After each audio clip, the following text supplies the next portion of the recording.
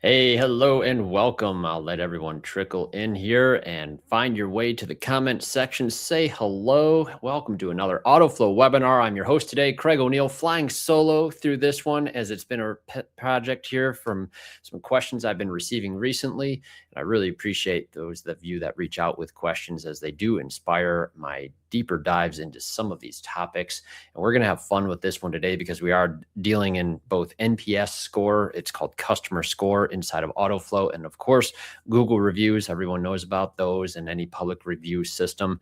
And I think we have some really worthy discussions to have today. And I will really value your feedback as we go on. I also have an exciting opportunity before we dive in today's topic. I would like to invite you to pay attention to and watch for more details on this as well. Chris and I are working with George Kingman on an operations summit. We're actually going to do a hands-on summit in a shop and classroom.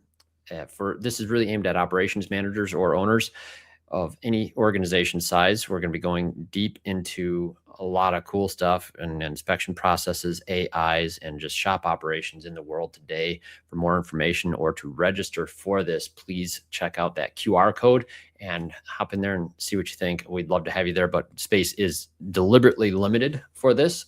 And this is going to be a really fun thing. I'm very excited for this later in June. All right. So this topic of reviews, I want to go into this topic with a little bit of, I'm going to temper this very carefully. I have some strong opinions on the subject matter here, and I see a lot of behaviors that are happening presently inside of the tool that I don't want anyone to feel bad about. I just want to affirm what people are doing really well, and then I want to look for some really meaningful areas of feedback where I see a lot of room for improvement as an industry, and that's going to lead to things that we can do as an organization here at Autoflow as well. What we're talking about today has actually been understood by large organizations well over 20 years. In 2003, I went back on this one. Fred Reichheld published an article. It was in Harvard Business Review, and it was called "The One Number You Need to Grow." And Reichheld had spent years studying what actually predicts whether a customer comes back and refers someone or if they walk away quietly. And he landed on a question that I suspect pretty much everyone here and anyone watching this recording has probably been asked. If you've ever participated in any form of business, the question is, how likely are you to recommend us to a friend or colleague? And that is the key question that he landed on. And that question and the scoring system built around it became what we now know today as Net Promoter Score, NPS. It is the bedrock foundation of the customer score feature that we use in Autoflow. Now, I think this is just really interesting. As I was doing the research and I was looking at the dates on this, it just struck me. That's the 2003 time period. That's the same year that the Wharton professor, George S. Day, who I've quoted before, if you go through our recent webinar series on the workflow walkthrough, he published some research on what separates companies that build the lasting customer relationships from those that don't. His conclusion was that the best organizations focus on retention, that a superior client relating capability is the key. And they build organizations that are oriented towards that retention goal. They have the structure and configuration to make it possible. They have seamless use of data across all departments to support that. And I quote Day often in a lot of my training now, because as he states, with that superior client relating capability, he says it has little to do with CRM tools and technologies. Oh, whoa, Craig, your software company. Although that superior client relating capability has little to do with CRM tools and technology, George Day also says those things are necessary, but insufficient by themselves. And folks, that's why I'm here. It's why I do what I do, and it's why I bring the content here too. Is like at Autoflow, we recognize that we're providing a platform. You bring the people, and we need to help those people engage in these systems with meaningful processes. And that's why I'm beginning with this. We have two researchers, two different angles, a little bit on the same thread from the same area, and they have the same conclusions here. The tools that actually do this at scale used to belong to Fortune 1000 companies with enterprise software budgets and dedicated customer support teams. And we'll talk about some of these types of companies. Like one of the examples I have later on is from the insurance financial company Allianz. And then there's other companies, home services companies like California Closets was one example in the Harvard Business Review. We'll look at them and how they use some of these scores. I like looking outside of our industry whenever possible to get some inspiration on what is being done right, and then bring it back in here. The point that I like to say here is that organizations with the infrastructure to get feedback to the right person can do this really fast and act on it. Auto repair shops are in that same bucket. You can do the same thing. Your access to the same feedback loop that those organizations probably spent millions of dollars building is literally sitting right there inside of Autoflow. And most of you have, some of you have it turned on. Some of you may have it turned on, but maybe you just haven't really even fully captured yet what this can do in the organization. So with that, let's go into this a little bit more. First and foremost, I had a great question from one of our clients the other day, is wanting to know the difference between the customer score and Google reviews. And it was just a really timely question for this topic. And they are two very separate things, but I feel like we kind of end up conflating the two different things. NPS score is more private feedback. They're giving you direct feedback to a direct survey response, just like those 0 through 10 surveys that you've seen after you stay at a hotel or go on a flight or do any kind of business with any big business, especially. And they are using that feedback. Most of those organizations, I expect. I think we can do a better job. Google reviews, obviously the big difference on this is, yeah, we want to drive those because that's a public facing review and that's helping people make decisions on whether or not they want to do business with us. Those are public reviews though. That's the last place, and as every one of us knows, that is the last place you want to have the problems actually come out. We want to deal with those problems before they ever turn into the review. The thing is, both pieces are clients giving you feedback, one public, one not, and the way we act with them is going to be different as well. And that's the whole premise of this webinar. They are not the same thing. They're not trying to be the same thing. They can complement each other, but they are completely separate things. You can do one, you can do the other, or you can do both. And there's some strategies we'll discuss as we move through. Now, let's talk about NPS first, because NPS is probably the least studied from our industry. Everyone becomes familiar with Google reviews through just pain and necessity, stress and frustration. NPS is a totally different animal.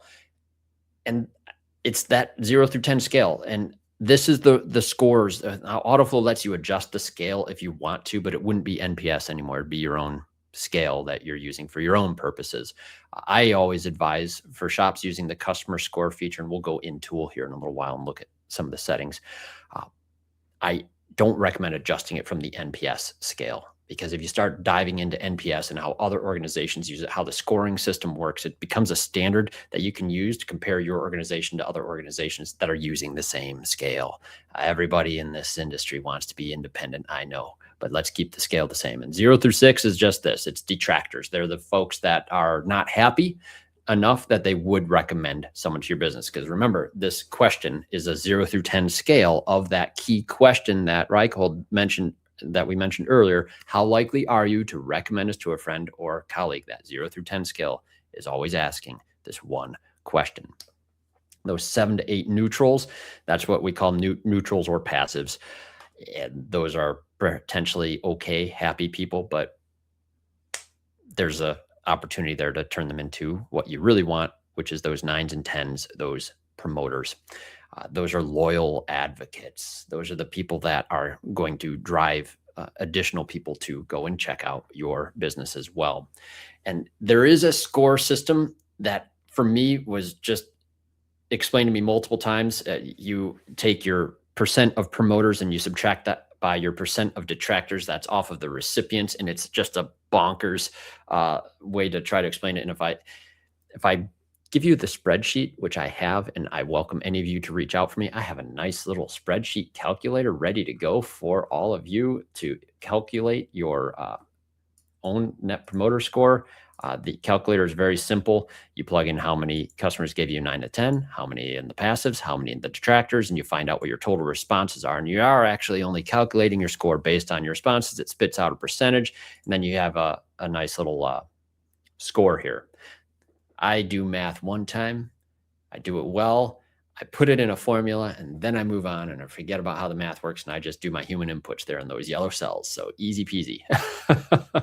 Now, the key here is that what is considered good is kind of interesting to me. It's around 50 is really considered excellent, which I thought was strange, because one of the first clients shops that I looked at in Autoflow, when I went and looked at their score, these are the numbers that I was seeing.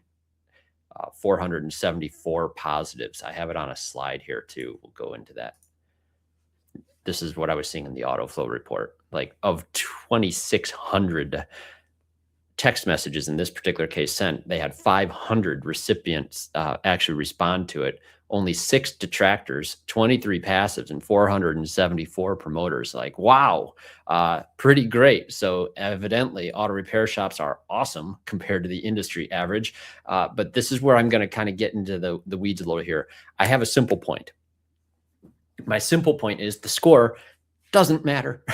It just doesn't matter. It can tell you something, and especially if you have it benchmarked and you're tracking this month over month over month over month, and if you see it climb a lot or dip a lot or something else, you're going to start to understand your trends. Just like any score, any report, anything, it's best understood over time. The initial number is not something that I would ever say, hey, 93, you guys have nothing to worry about. I have nothing to offer you. Good luck. And all that you do, you're amazing. No, no, no, no. This is an auto repair shop. Lots of clients, busy people. I see opportunity. I see opportunity here. I see opportunity here. And I see opportunity here. All of these numbers are telling me something. When you have 2,600 people that received a request for feedback and only 500 of them replied, what about that? Let's just round to the other 2,000. Are those, what category might they be in? That's where my mind starts to go with all this. And I also want to point this out. This is 90 days recent for this shop that I pulled the report on.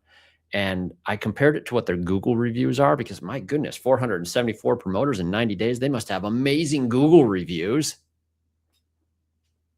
Well, they only have 801 all time.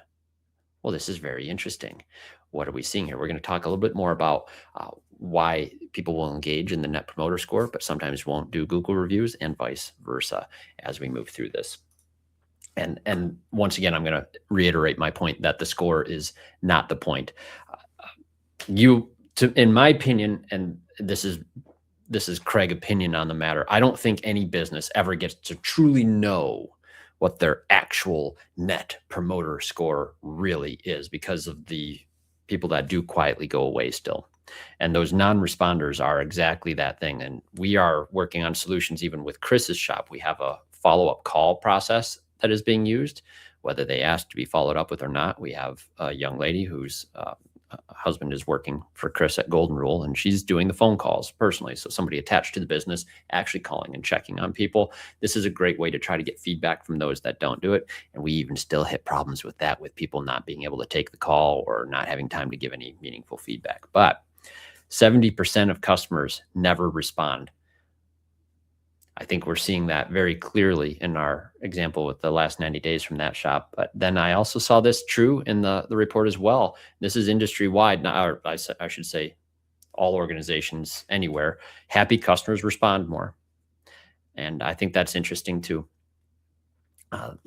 Point, I think, is well established, that we're just kind of giving this to help us make some directional moves.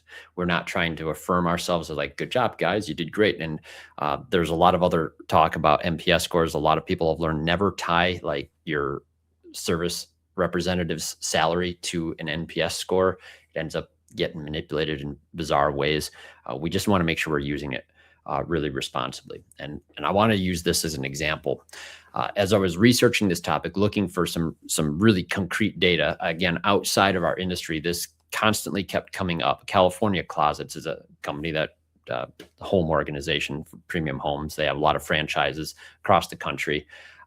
What they're doing, I think, is really great, because it isn't just looking for those detractors or the passives, they're actually looking very concretely at the positive feedback and what was driving that positive feedback, looking for more about the why they gave such a high score. And what they had started to do is, this is actually a key thing. I don't want to forget this. The feedback goes straight to the individual who did the work. So they structured it in such a way that it's not just being held at a high level in an organization. The feedback is actually trickling to the people who actually did the work. And there's more incentive for people to care about the feedback when it's done that way. Now, and again, it's not a manager or anyone else. So when that installer is looking at the feedback and it's all positive, well, what are we thinking there? It's like, well, they get to know what's working really well. And how does this work for an organization? Why does this matter? They end up looking at the positive things, find out which of their franchises have the most consistently positive scores and which installers had the most positive scores, and then how to develop those people to replicate themselves so that we can do it in every single other one of the franchises.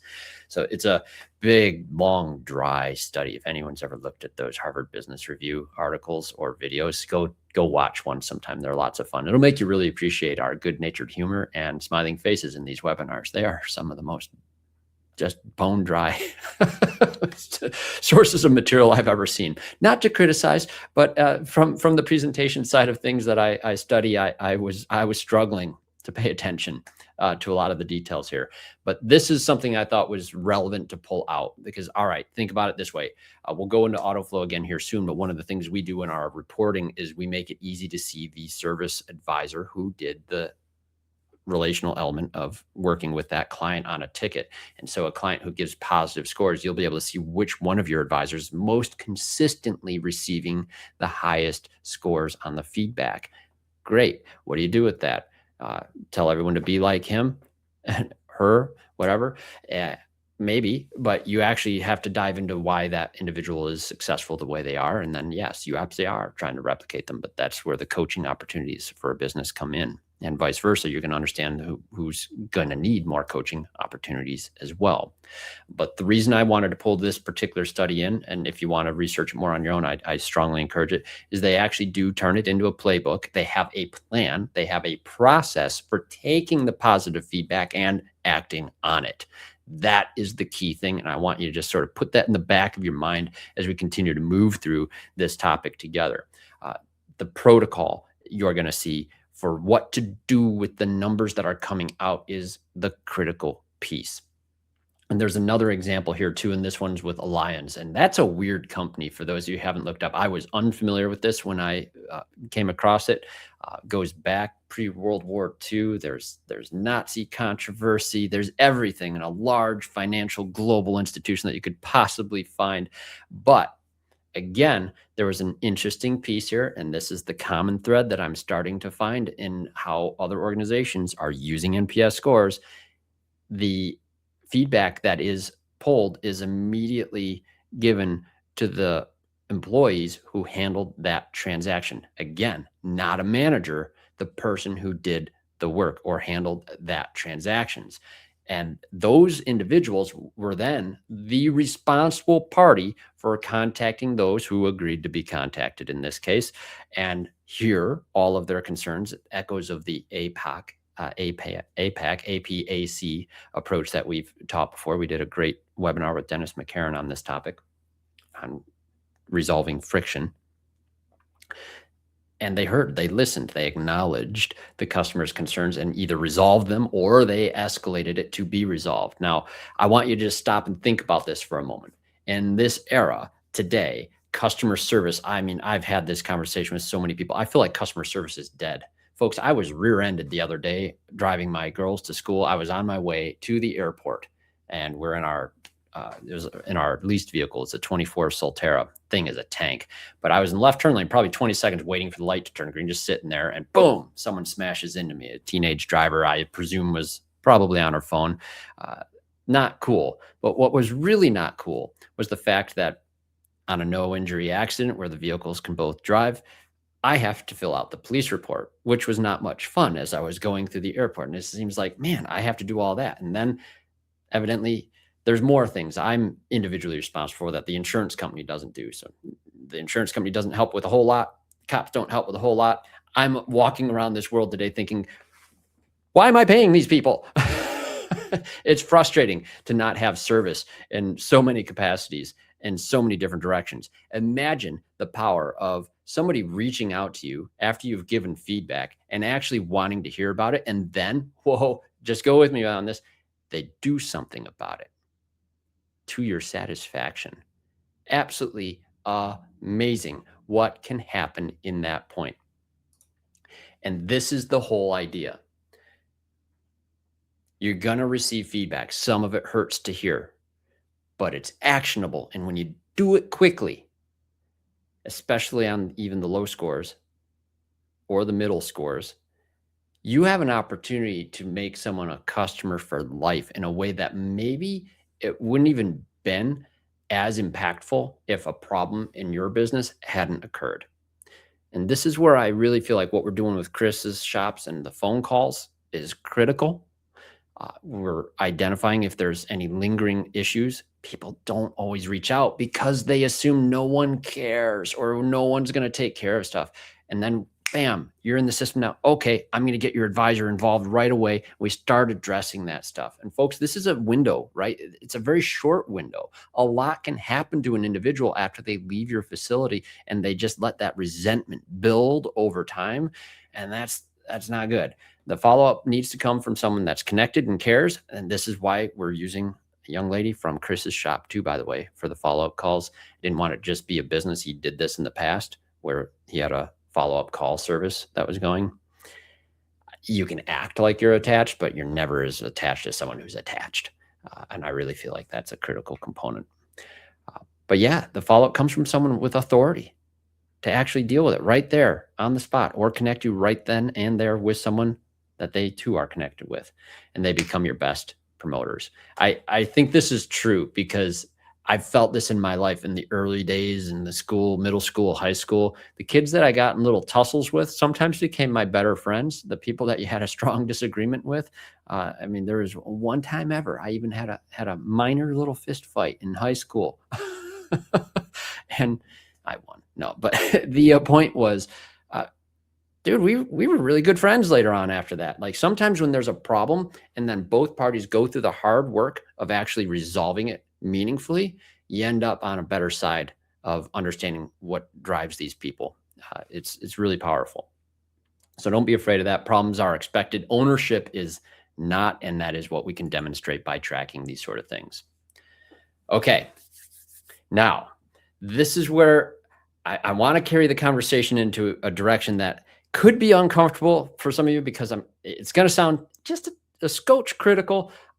The customer score feature exists in Autoflow primarily because we kept getting asked to give you that thumbs up or thumbs down option in a review request. But that option that exists in other platforms in the world is all bad. You can't do it technically. It violates the policy in terms of use for most review platforms. It's called gating. When you start to put out a link that someone has to give an answer yes or no, and then that's what leads to a review or not, that can compromise all of your reviews if that is discovered, and we don't want to be a party to that. We talk a lot about this. Is it a substantiated fear? Well, look, I've never known a shop that had anything filtered on this, but we're kind of sticklers for the rules here. We are rule followers. I know our CEO doesn't look like one, but he is. And that's the thing. So the NPS scoring is another method that we use to be able to capture internal feedback, because that is the thing that you're trying to do. And then you can make a review request still later and separate. They're two separate things. And when you're trying to combine everything into the Google review so that you can try to maybe only give that to the people who give you happy scores, that's not technically a good way to go. You're either keeping it free form and open for all, or you're not. So we'll go back in Tool in a moment here, and we're going to discuss a little bit more on this, because the way you could use it wrong. We didn't prevent you from doing so. We just try to warn you from falling into this category where review gating could be a thing. And I'll give you this. There's some really easy do's and don'ts on this. when it comes to Google reviews, especially the public reviews, it could be Yelp, it could be anything. This really should go to every customer, and that link for the review should be in the upfront message for this. Uh, my advice on this, if you have individuals who probably shouldn't get a reminder to leave you a Google review, you guys know who they are. Your service advisors definitely know who they are. There's ways to turn off follow-ups for individuals already inside of the program. And that's exactly what you should do. You should turn off any automated follow-up for someone that you know doesn't need follow-up, because they need to be followed up with in a very different way than any of the automations are likely to be able to handle. And that's the other side of this too. Even if you did forget to turn it off for those individuals who, as I say, didn't quite get our value proposition, what you're going to do with them doesn't really matter as much as what you do with everyone else. You're focusing your attention on the people who are happy. A couple of bad reviews, I know they all are, give you all heartburn, but a couple bad reviews actually humanizes you, and you can still respond positively and publicly to those. So don't feel bad when you get an occasional bad review. It's expected on every single review platform, and clients trust scores on Google that have some of those cases. Every one of us that looks at reviews, you've all done this on products, on anything that you ever shop for. You have looked at Google reviews, and you're a little bit sus every time they're all 5 stars. You can't groom it to be perfect. And if you did achieve being perfect, it just looks scuzzy. Respond to them all anyways, by the way. This is good advice from a lot of our friends in marketing. Our friend Dan Vance from Shop Dog Marketing talks about this a lot too. Respond to every public review. And the don'ts are really just the inverse of this. So you see the slide. I don't feel like I need to go into each one of those pieces there, but I do like to remind you that bad reviews don't come from your follow-up message. It's not automation's fault if you do get a bad review. It's something else, and don't blame the program, please.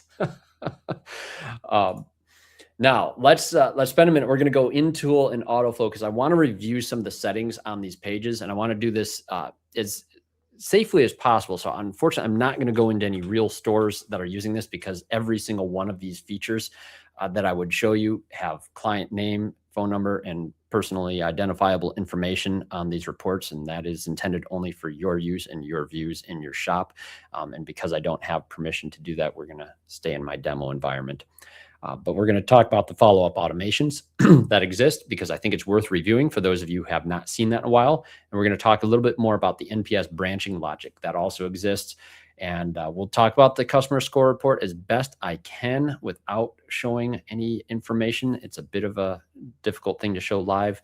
And then I'm going to talk about how these features connect to what the service advisor sees on the regular screens, and then how even some of that is tied in with our sentiment analysis that we monitor through the text conversations inside of the tool. So when you start combining customer feedback with the general sentiment analysis that's occurring, old AI, by the way, in those threads, this gets very powerful. So let me pop this on the screen. We're going to go into Craig's awesome auto service. Hey, look, there's a webinar today. All right, and the first place I want to go is actually in the follow-up setup page. So you do need administrator controls and access in order to do this.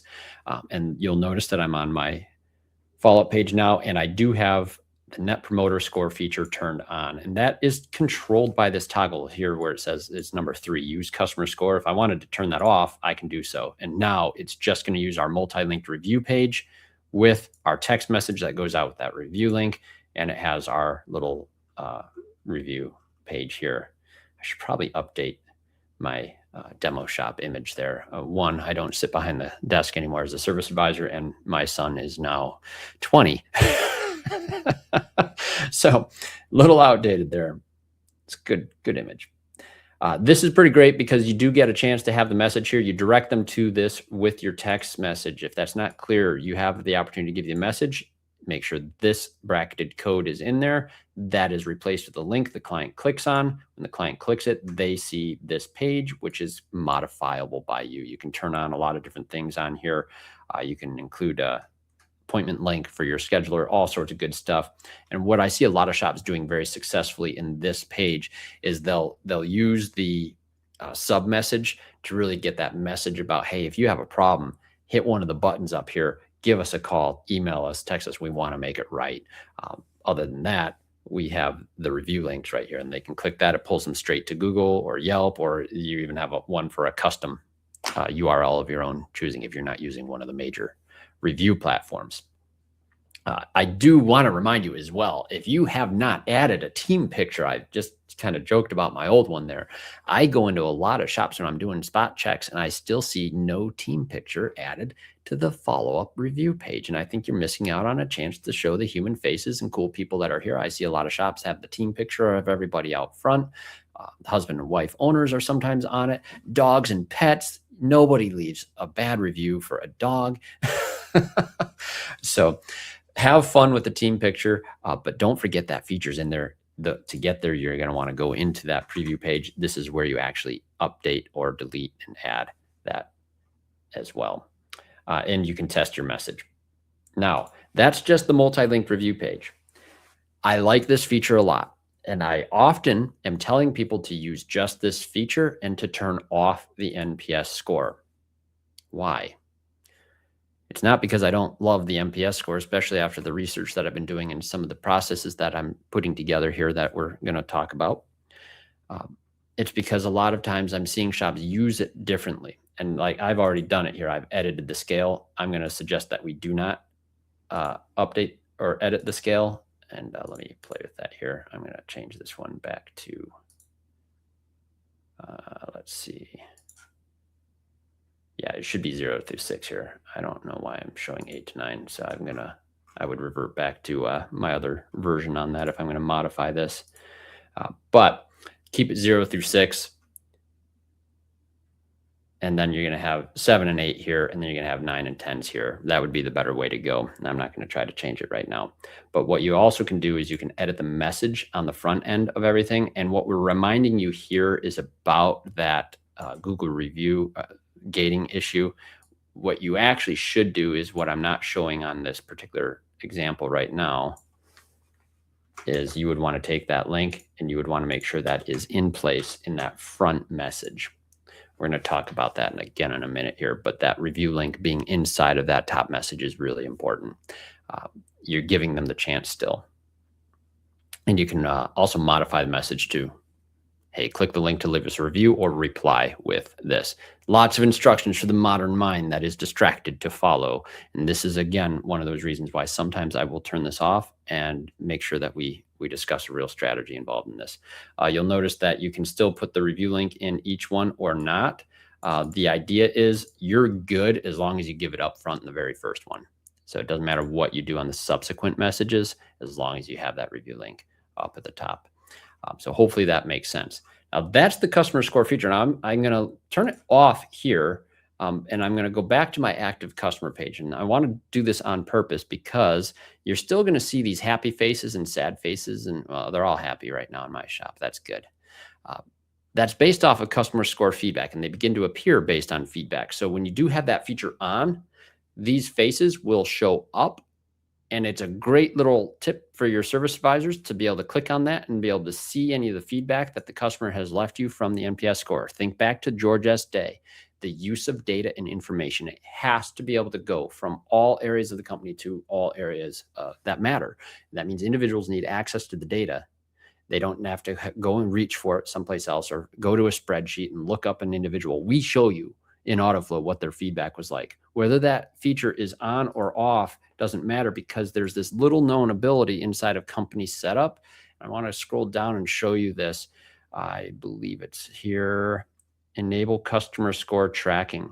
And this one's in order to turn on the tracking of that, whether or not you're using the customer score in the follow-up. And mine is on. If I wanted to turn it off, those faces on my active customer page would be gone. The reason I say you can use this without the customer score feature is you can just apply internal knowledge of a customer's degree of satisfaction here as well. You can go and put private notes in here and you can manually change the score. Like all of a sudden, like, okay, we'll say Craig's really mad now, and we can go and put a different note in here about what it is that made him mad. And that's key. So you have full control over changing the type of face your customer makes, or you can let the feedback that comes in do it for you. Now, I'm going to pull open a view here, as I do have I have to fix this image here before I show it to you. But there we go. And I'm going to block our service advisor. All right, full screen. This is from a shop, actually the one we were looking at earlier with the really good positive scores. This is a spreadsheet view of all the responses. Now, one critique on this particular shop that I was picking on here, they aren't prompting the customer to give them feedback and answer the question of why they gave the score. And so the comment is purely the only comment we had access to. That shop was, instead of asking for more feedback, they're asking them to leave them a review or not. And they do get feedback on the lower scores, but I didn't have any recent ones that I could pull up here. The beautiful thing about it is we show you which service advisor was working with that customer, and it does track the service advisor's average score as well. So that's a feature inside of Autoflow. I just want to be very careful not to show you that report without compromising any data in a live webinar. Always a challenge. Now, so we've covered the review page. We've covered the customer score feature setup page. We've talked about how it ties together on this page as well. Now, where's that leave us? Sentiment analysis. Yes, I almost forgot. Sentiment analysis, I can't show it on this screen here, but I think it is right here. Yes, it is here. This is actually measuring not just the score and the feedback they gave you, but actually is comparing the whole conversation of the thread. So you're getting a sense of the sentiment here too, which is also available in our engaged report. Lots of these things connect, so you can judge for yourself how happy your customers are. As an operations manager or as an owner, should you be looking at these things? Yeah, I would look at the high level stuff initially and then drill down on any of the individual cases that you need. So my workflow would go from the customer score report inside of Autoflow, which won't be on unless you have this on, by the way. We'll go back in here and turn on my customer score feature fully. When that is on, the tree is live, and then we can go into our customer score report. There won't be any recent ones here in my demo store, I'm afraid, but this will be the simple report. You'll have a spreadsheet below. Yours will have data in it, and you'll be able to look at that and make some actionable conclusions. Okay. And Scott, let me know if any questions comes up here as we move through some of these pieces. If anyone has any further questions on that, I would love to answer those. But I want to go into the protocol, because what I want to encourage more shops to do is have the NPS on and dive into that customer score piece. I just want you to think about what you are going to do if you get scores in any one of these categories. And these are just a couple of things that I put together, but this is by no means exhaustive. But I do believe those detractors, if someone took the time to give you negative feedback, you have to have someone who's not only trained to do this, but an actual person that will call and acknowledge and listen and own and fix this. I would strongly encourage you to listen to that webinar we did with Dennis McCarron on friction. When you talk about the APAC model, APAC, I've done podcasts on this topic as well, also with Dennis.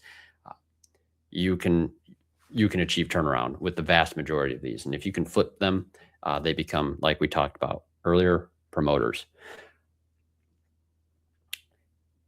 Yeah, it really does play with that whole principle again. You're just taking ownership of stuff. I think genuinely that a lot of people don't expect the call is actually going to come, or that you're willing to do things about it. It'll absolutely blow their minds. And then those passives, you can flip those too. So the problem with detractors is sometimes you have to flip them twice. The thing with the passives, you have to flip them once, unless you flip them off and they go backwards. But ask that one question: what would have been necessary for us to do to make this a 10? Right? That's the question that we are going to ask on this. And you're going to want to document those things. They will tell you what would have made the difference there. It might be stuff like cost, but that's going to tell you not to lower your prices. It's going to tell you you need to be a lot more disciplined in how you're communicating the value. So there's still opportunity there to help people feel better about what you're spending or whatever it is.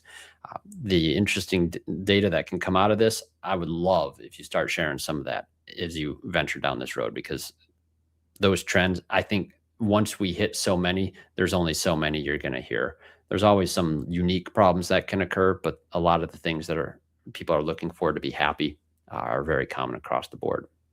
And those 9 and 10 promoters, those are the people that we really want to make sure we're encouraging them to actually leave that review. You saw how many that shop had, that 400 some plus for those positive promoter scores.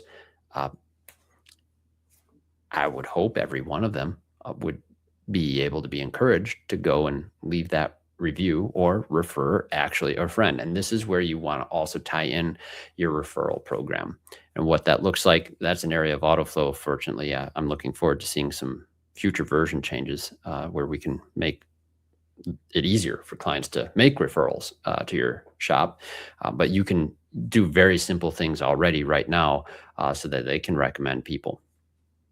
And that'll be good. And you help the good clients replicate themselves, just like you have the good employees in your shop replicate themselves. All right. So now, do's and don'ts again. This is for the NPS side of things this time. What I don't want you to do is what I was actually having to demonstrate. When I remember this because I had to go in here on my follow-up setup page and demonstrate this to people. I was like, hey, we need to make sure we're only sending the Google review link to our happy people. That's not how I want this to be used. Yeah, you can use it that way. That's not how I want this to be used. You can go change the messages and anything else. You can change your scale and do whatever you want with this, but it's designed to capture that 0 through 10 by text or by email. By the way, it can do either or. The email interface is actually really nice because you click on the option and it looks fantastic. I want you to use it for those operational guidelines that we were just discussing. I want you to actually have individuals who are going to be doing something actionable with this feedback, not counting on this to be the automatic filter to reduce the amount of potentially bad reviews you get by doing the question up front. Does that make sense? We want to use this as an actual feedback piece and get the data in front of our service advisors, not use this because our service advisors aren't doing the diligence of turning off follow-ups for someone who's irate and needs a different follow-up protocol than our normal standards. That's the key. I also am going to reiterate this. We don't want to tie NPS scores to employee compensation. The cases, if you want to dive into that deeper, it gets manipulated. It becomes the focus. The score becomes too important as opposed to the feedback that it's actually designed to give. There's a lot of reasons why that can become really detrimental. And I don't want you to just check on this occasionally. I want this to become a regular, recurring, mainstay piece of our client interactions. If it's not going to be a front of mind, actual process, I have some simple advice, and that is to not use the NPS score at all.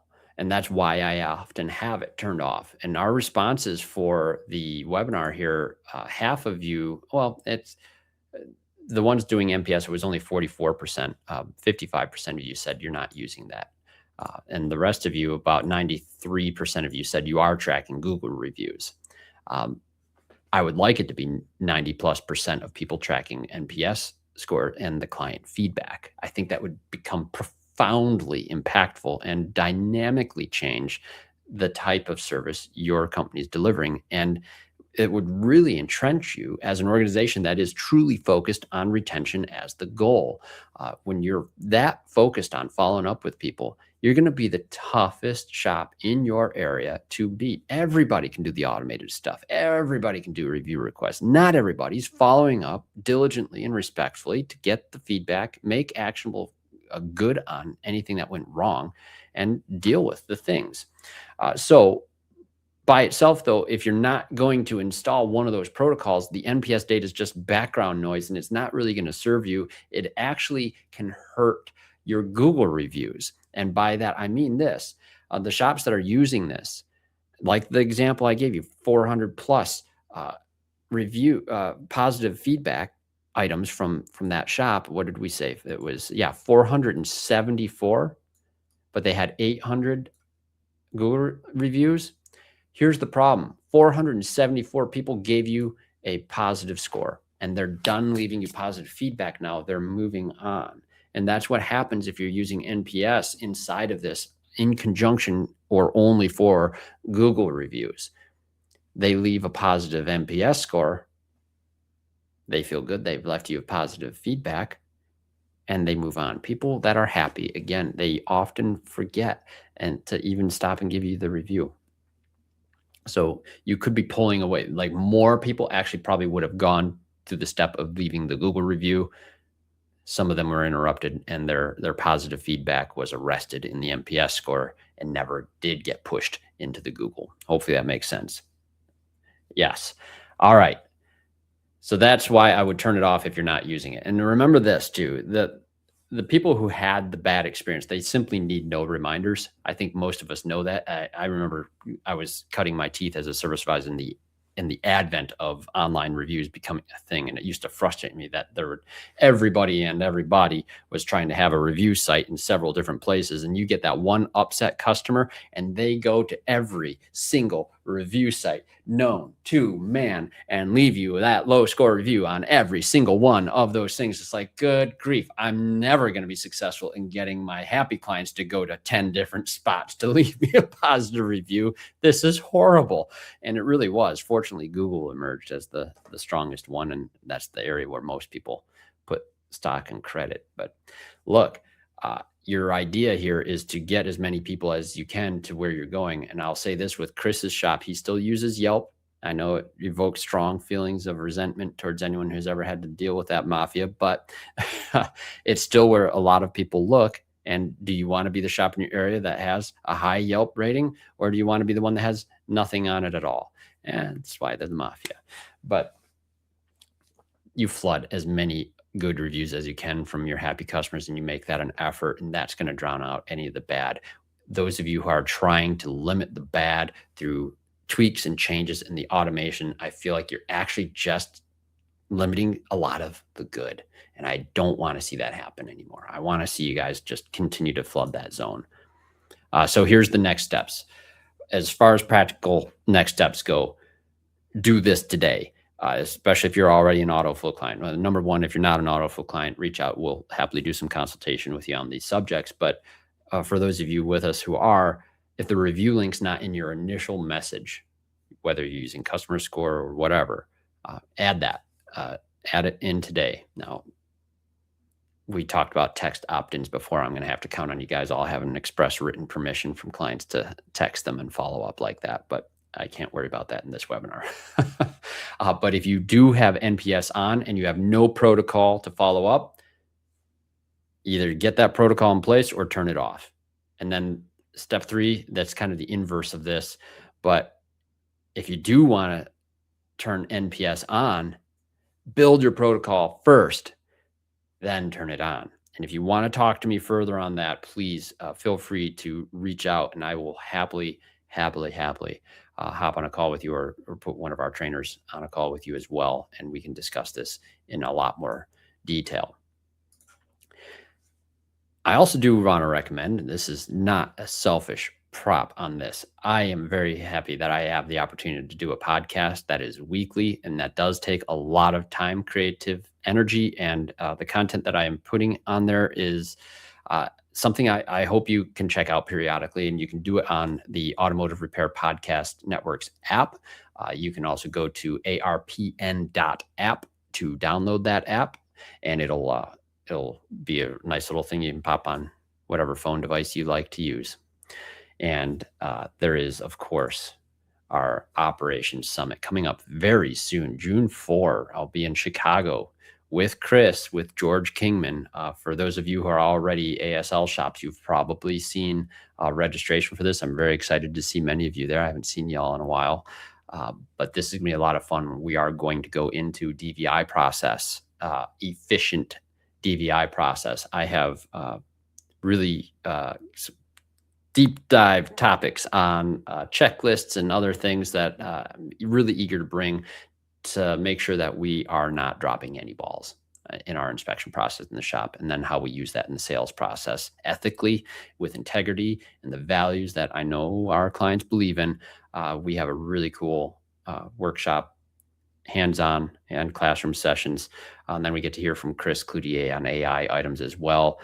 And George has a lot of good stuff on the social media interactions and general productivity and workflow. So we have some amazing systems and processes that when they're applied, we know the impact they have. And we really believe that you can do this too. And I do see a comment from Dave on here, Dave Betcher. Hey, you helped me influence this this webinar. So thanks, Dave, for being here. 163 cent, 19 customer count. That's all 10, no passive, all 10s. Yeah, it looks like, yeah, you do have. So you're getting all positive 10s on your scores. So yeah, with 163 cent and only 19 customers responding to it, we can talk further on that, Dave. But I think you're right. The service advisors need to be a component of all of this. I really think the most important thing that we do is at the end of the visit where we're talking about how they will, how we're going to reach out to them next. Let them know that a survey is going to come and that the feedback really is paid attention to and matters. And I would spend a disproportionate amount of times, transmission background of mine, I knew that if one little thing kind of started to feel off to the customer, that more often than not, when they're super tuned in and dialed in on that, that can save us a ton of money if they bring it in right away versus if they just sort of assume it'll go away on its own.